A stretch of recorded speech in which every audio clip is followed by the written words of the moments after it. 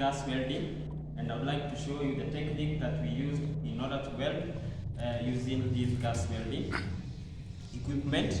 I'm holding the torch using the right hand, and the filler rod it is in on my left hand side. So this is how we do it. You first of all have to hit the rod first. You hit the rod first.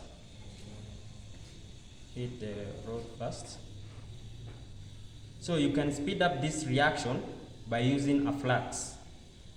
Yeah, using a flux, it acts like a catalyst. But you can also weld like this.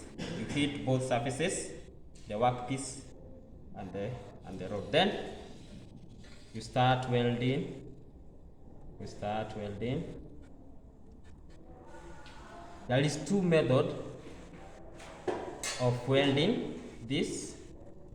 One, it's by forward movement, like the way I'm doing. I'm rotating this. Yeah. Remember, you are melting the metal. And another thing that I forgot to tell you guys is that the temperature of this thing, it's over 3,200 degrees Celsius. So you can imagine the temperature that is in here. If it comes into contact with your skin, it will burn your skin. It will burn your skin. Yeah. So this is the correct way of welding this thing. As you can see, it's melting my filler rod. It's melting my filler rod. Yeah, like that. And also I'm feeling this hole.